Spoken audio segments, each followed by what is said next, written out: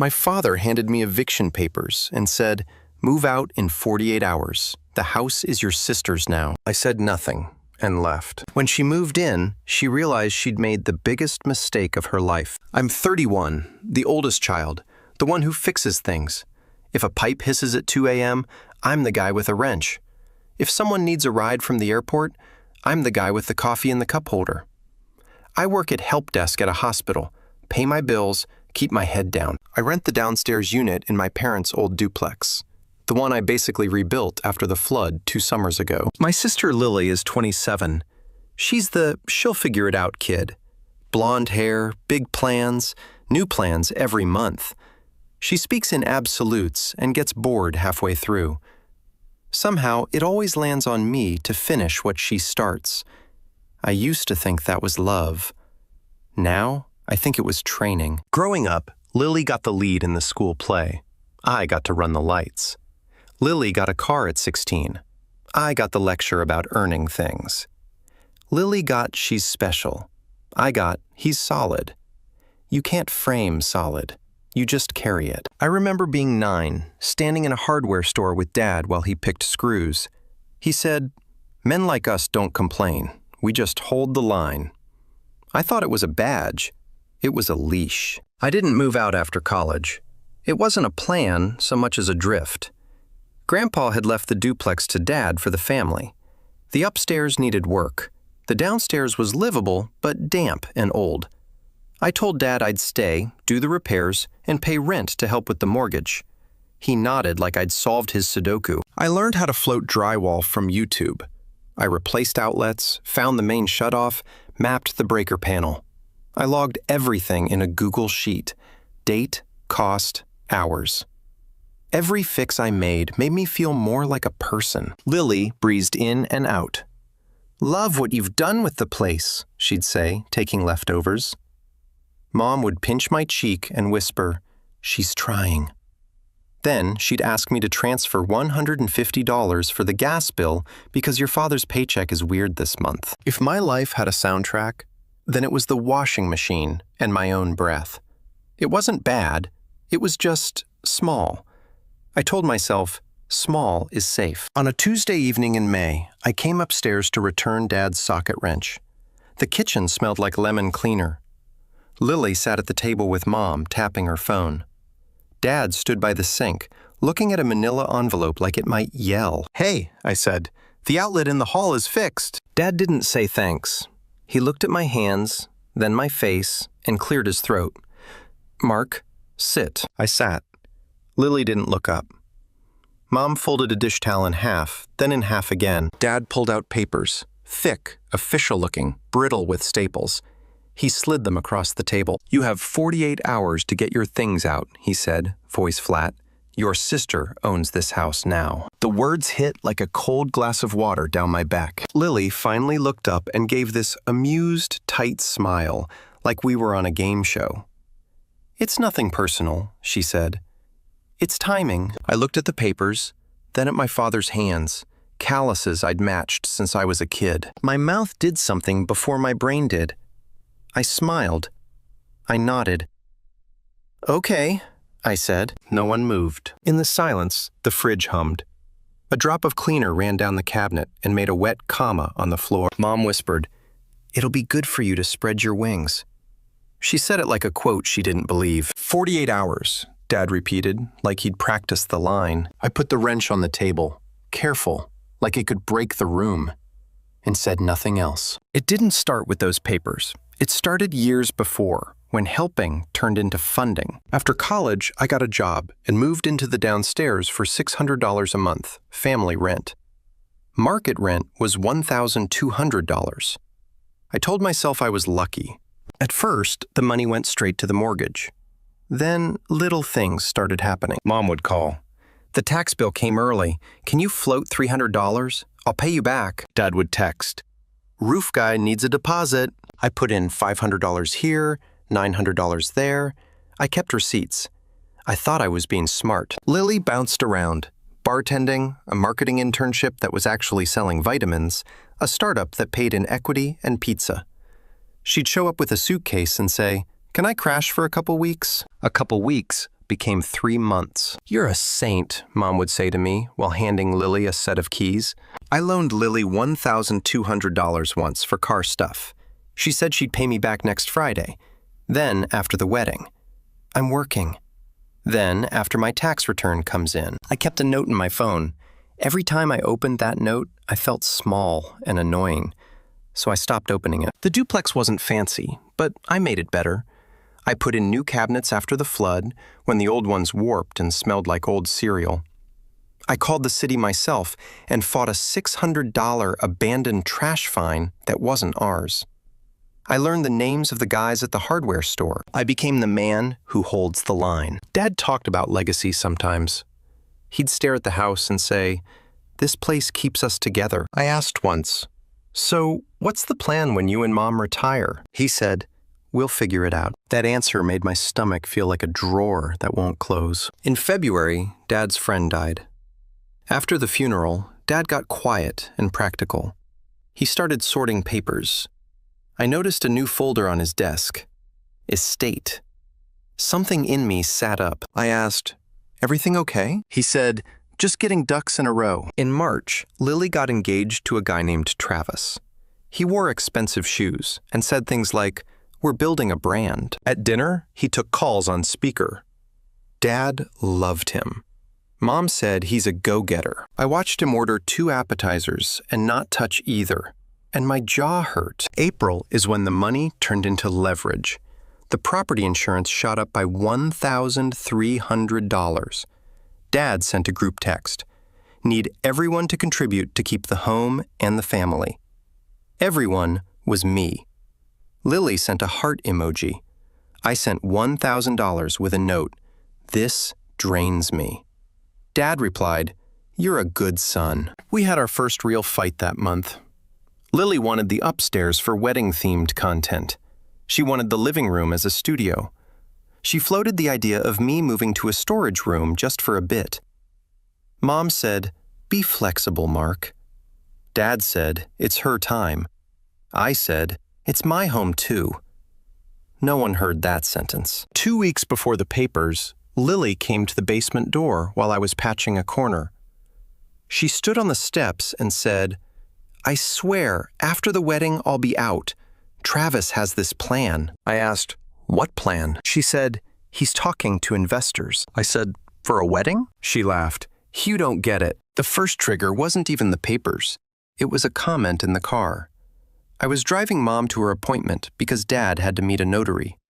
Mom stared out the window and said, "We always knew you'd be fine." I said nothing. She added, "Lily, she needs more." Like there was a pie and my slice could stretch. The papers came after that. Deed transfer from Dad to Lily. Recorded last week. Eviction notice typed up by a paralegal friend. They timed it for a Tuesday because weekends are hectic. They called it clean. It felt like a push down the stairs. That night, I stared at my spreadsheet. $14,870 in materials across 4 years. About 412 hours of labor, according to my bad estimates. Rent paid on time every month for 61 months. I scrolled and scrolled and felt nothing. Then I thought about the house like a person. I'd been feeding it, dressing it, keeping it warm, and now it wasn't mine to enter. I called Dad. He didn't pick up. I texted Lily. "Can we talk tomorrow?" She replied instantly. "Busy. It's done." Travis followed up with a thumbs up. I didn't sleep. I made coffee and canceled my Netflix like a person packing for a trip. I took a photo of the hallway I painted. I ran my hand along the new post I sanded. It was smooth.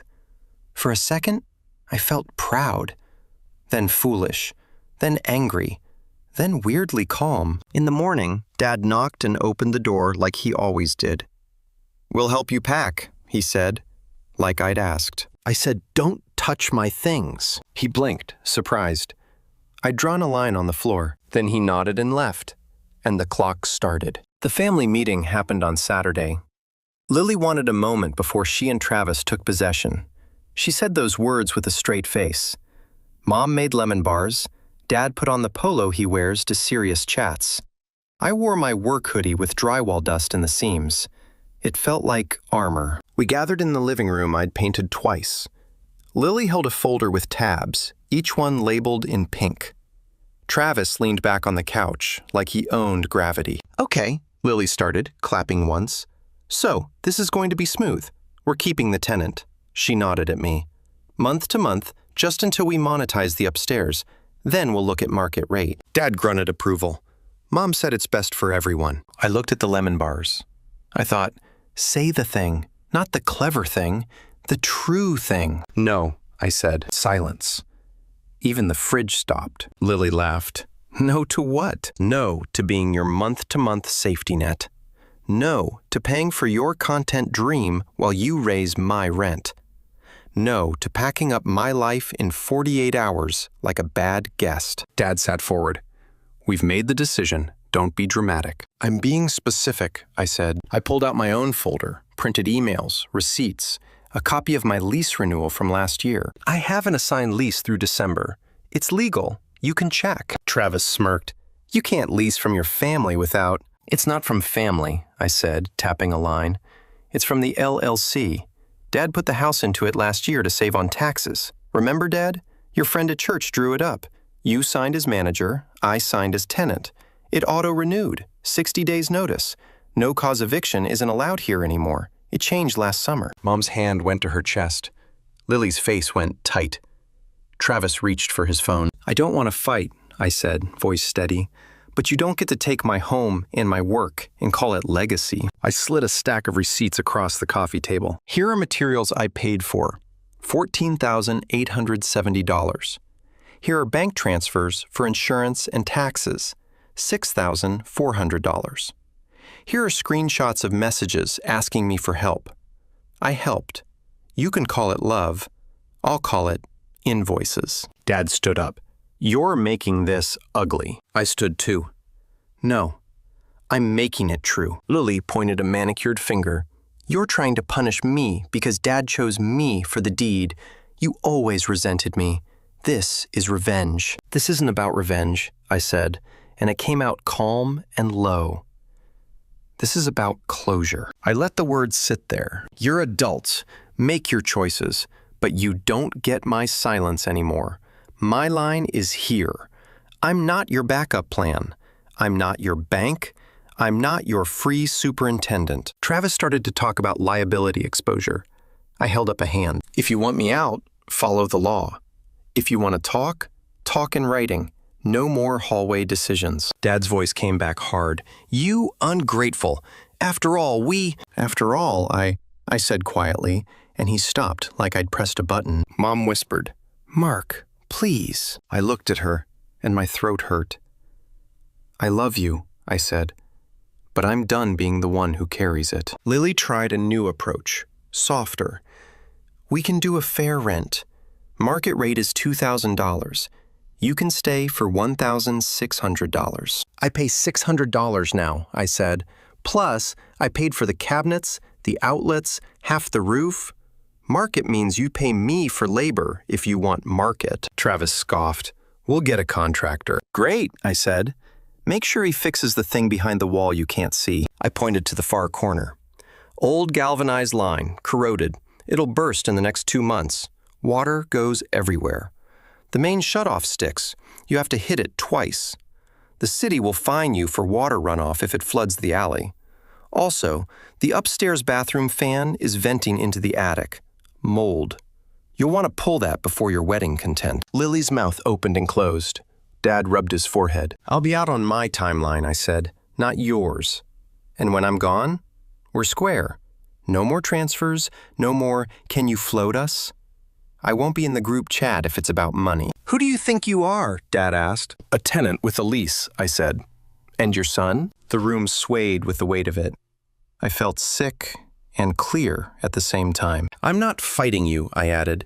"I'm informing you. Email me." I picked up my folder, left the lemon bars, and walked downstairs. I closed my door. It felt like closing a book. The calls started that night.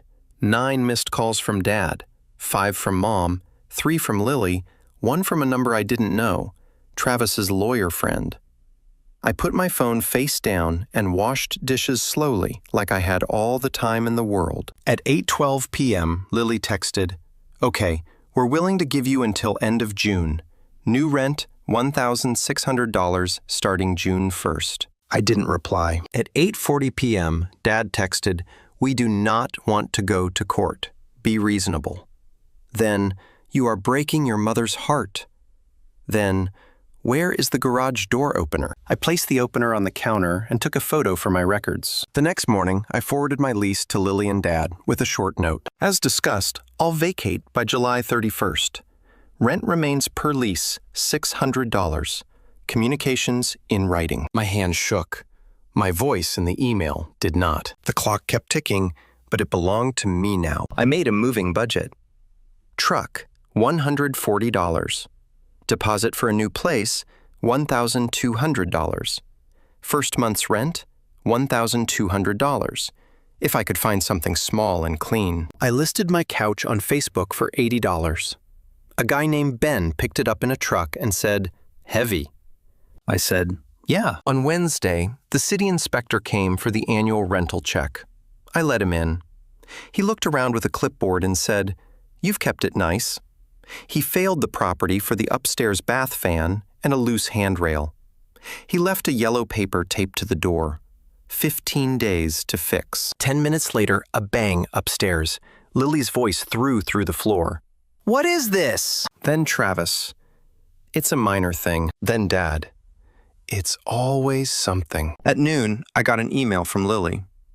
"We need you to meet the inspector next week for a recheck, since you know the systems." I replied, "I won't be handling maintenance. Please contact the contractor." 2 minutes later. "But you live there," I typed. Being close is not the same as being responsible. Money messages stacked like plates. "Mom, could you spot us $350 for the water bill? We'll send it back Friday." She'd used that Friday before. I wrote, "I can't." I stared at those 2 words for a long time. They kept me up that night and then, oddly, helped me sleep the next Friday. I toured a studio above a barber shop. The landlord was a tired woman named Patrice, who said, "It's not the Ritz, but it's quiet after 7. The windows faced a brick wall. It smelled like pine cleaner and warm dust.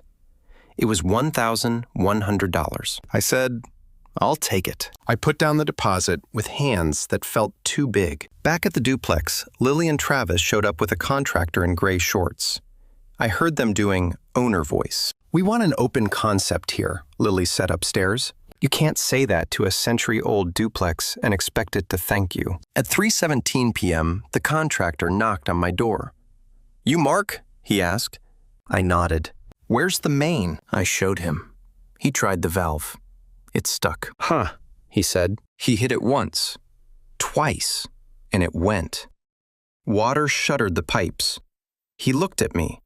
I looked at the timing like a person watching a storm form. Saturday night, a water hammer bang echoed, and then the ceiling over the upstairs hall bubbled. The corroded line blew, white water, loud, angry. I ran up with towels out of habit, then stopped. I dialed Lily. "Shut off the main," I said. "The valve in the closet.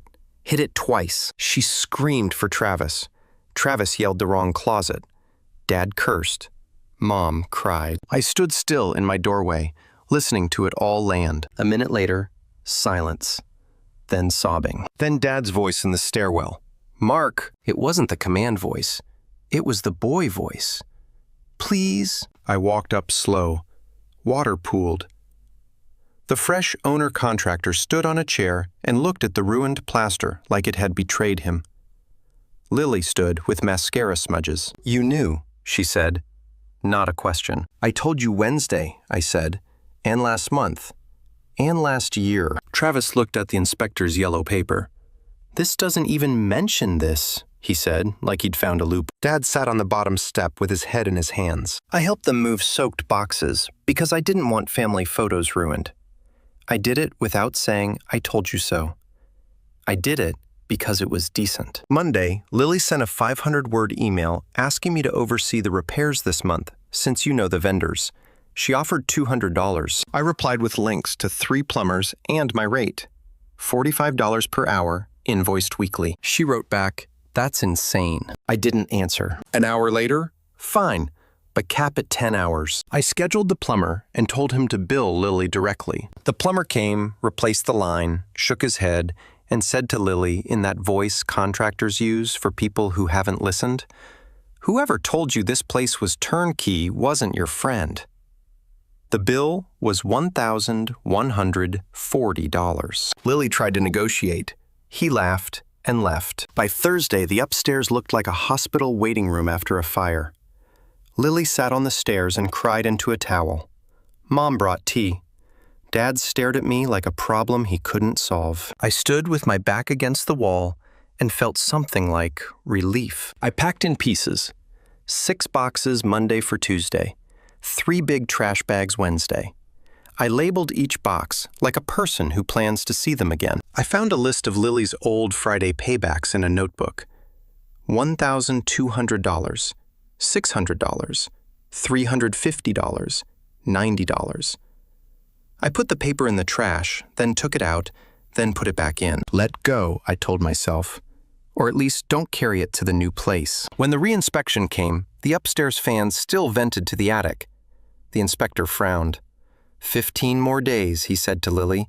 After that, it's a fine. Lily glared at him like the calendar was his fault. That night, Dad cornered me at the bottom of the stairs. "We can fix this if you stop being stubborn," he said. "I'm stopping a lot of things," I said. "Stubborn isn't one." He opened his mouth to say the speech he always says. I raised a hand. Email. Mom called and left a voicemail.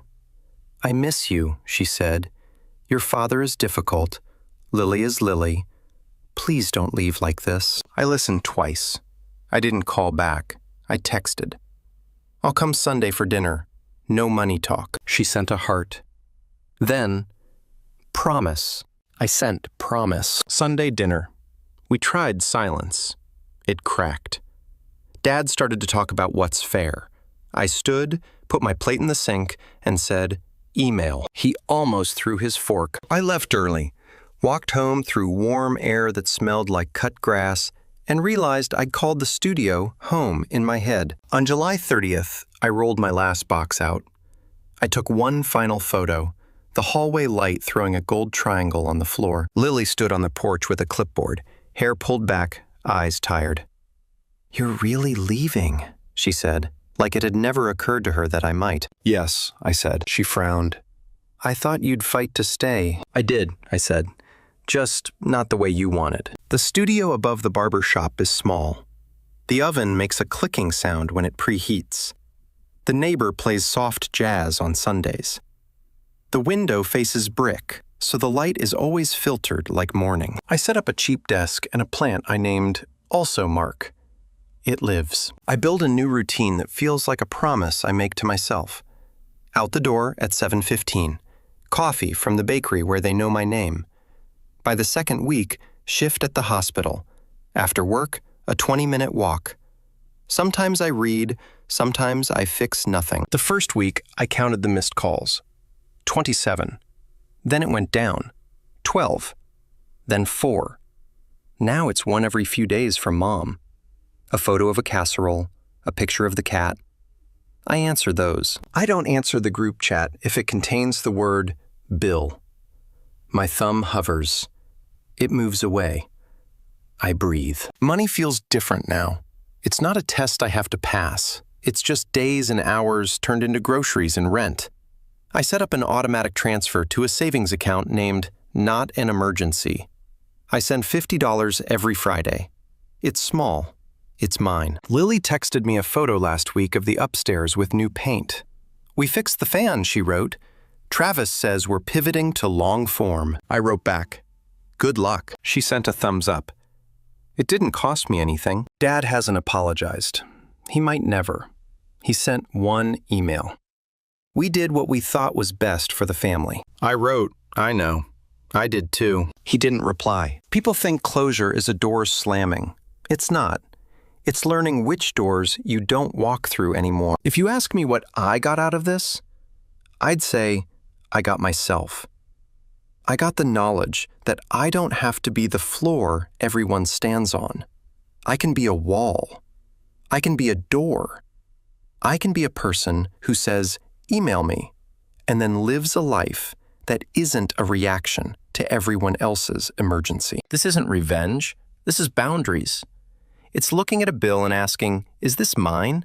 If it is, I pay it. If it isn't, I don't. That sentence is the moral I wish I'd learned at 9 in the hardware store. My name is Mark. I'm 31. I hold lines that belong to me, and I'm done holding lines.